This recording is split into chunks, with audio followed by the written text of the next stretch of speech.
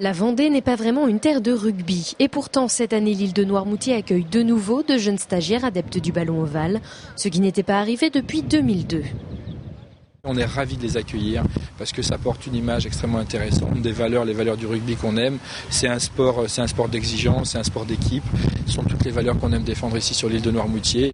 Au programme des 6 jours, 2 heures d'entraînement le matin, 2 heures l'après-midi. Et même si l'objectif est de progresser, certains viennent avant tout pour retrouver les copains. Ça passe bien, c'est comme chaque année, ça, c'est marrant, c'est bien. On fait du rugby et puis on est avec les potes, donc ça se passe bien. On fait ce qu'on aime et on est ensemble, donc ça comme quand on n'habite pas forcément à côté, ça fait plaisir de se retrouver là, quoi.